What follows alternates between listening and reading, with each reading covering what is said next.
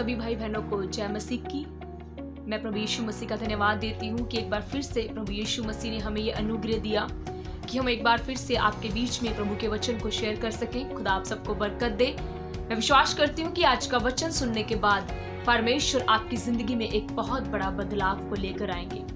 मैं आज आपसे इस बात के बारे में शेयर करना चाहती हूँ कि ऐसी एक चीज के बारे में बताना चाहती हूँ जो हमें परमेश्वर से दूर ले जाती है, और उस चीज का नाम है पाप।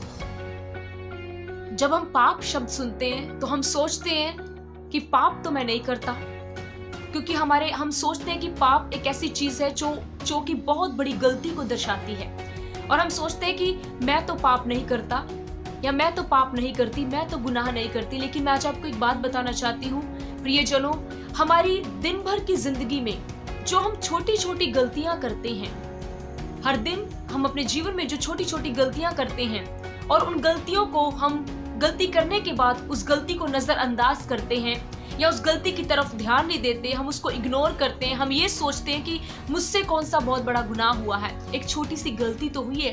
लेकिन मैं आज आपको बताना चाहती हूँ इस वीडियो के द्वारा कि जब हम अपनी छोटी छोटी गलतियों की तरफ ध्यान नहीं देते तो वो छोटी छोटी गलतियां बहुत जल्द एक दिन एक गुनाह बन जाती हैं, वो पाप बन जाती हैं। और मैं आज आपको बताना चाहती हूँ कि पाप एक ऐसी चीज है जो हमें परमेश्वर से दूर ले जाता है, क्योंकि परमेश्वर की संगति पाप के साथ नहीं हो सकती। बाइबल बताती है परमेश्वर पवित्र है और उसकी संगति पवित्रताई में होती है।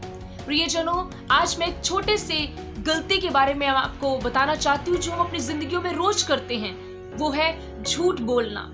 हम अपने घरों में, अपने ऑफिसेज में, अपनी डे टू डे लाइफ में, एक पति अपनी पत्नी से, माँ बाप बच्चों से, हम अपने बिजनेस में हम झूठ बोलते हैं और हम सोचते हैं कि ये कौन सा बहुत बड़ा गुनाह है। हम सोचते हैं मैंने कौन सा किसी का मर्डर किया है, मैंने कौन सा बहुत बड़ा गुनाह किया है। लेकिन आज मैं परमेश्वर के पाक और पवित्र वचन से मैं बताना चाहती हूँ कि झूठ बोलना कितना बड़ा गुनाह है। कई बार हम मसीह लोग भी झूठ बोलते हैं और हम सोचते हैं कोई बात नहीं, खुदा हमें माफ कर देगा। सच्चाई है, खुदा हमें माफ करता है, लेकिन बार बार उस गलती को करे जाना वो एक गुनाह बन जाता है और उस गुनाह की परमेश्वर के वचन के अनुसार हमें सजा मिलती है। प्रियजनों, बाइबल बताती है, अगर हम परमेश्वर के वचन नीति वचन 12:22 में पढ़ें तो वहां पर साफ खुदा का वचन बताता है कि यहोवा झूठों से घृणा करता है। हालेलुया। परमेश्वर प्रभु यीशु मसीह हमारा खुदा झूठ बोलने वालों से घृणा करता है। इसका मतलब परमेश्वर को उन लोगों से नफरत है, परमेश्वर उन लोगों को पसंद नहीं करता जो लोग झूठ बोलते हैं।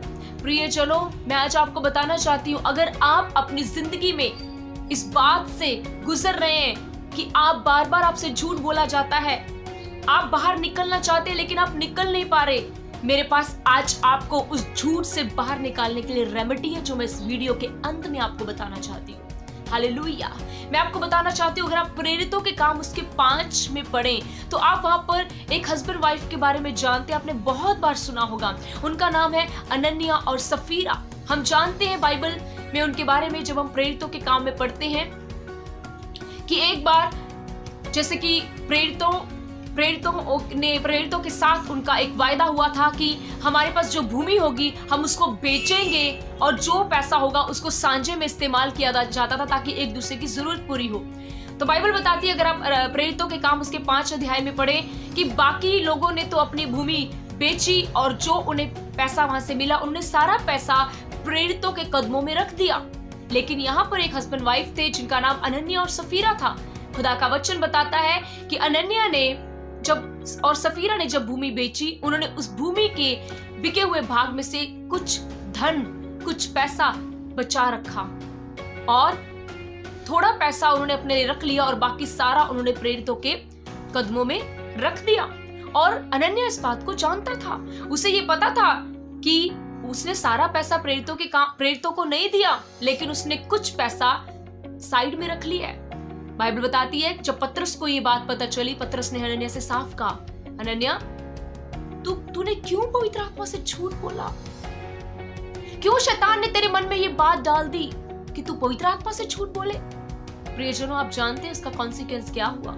अनन्या उसी समय खुदा के दासों के सामने जमीन पर गिर पड़ा। और उसकी पत्नी के साथ भी ऐसा ही हुआ कि उसकी पत्नी भी जो उसका साथ दे रही थी, सफीरा, वो भी जब वहां पर आई, सब कुछ जानने के बाद भी उसने ऐसा अपने आप को दिखाया कि जैसे उसे कुछ नहीं पता। और बाइबल बताती है जैसे अनन्या मर गया, इसी तरह सफीरा का भी वहीं पर प्राण निकल गए। प्रियजनों, मैं आज आपको एक बात बताना चाहती हूँ कि झूठ की बुनियाद हमेशा थोड़ी होती है। अगर आज आप अपने आप को बचाने के लिए, या आप प्रमोशन के लिए, या आप किसी भी चीज के लिए अगर आप झूठ का सहारा ले रहे हैं, तो वो प्रमोशन परमेश्वर की तरफ से नहीं है, वो तरक्की परमेश्वर की तरफ से नहीं है, क्योंकि परमेश्वर झूठ में नहीं रह सकता। हमारा प्रभु सत्य है। बाइबल बताती है यीशु ने कहा, मार्ग, सत्य और जीवन मैं हूं। यीशु मसीह सच्चाई है और वो आज भी उन लोगों का साथ देता है जो सच्चाई पर चलते हैं।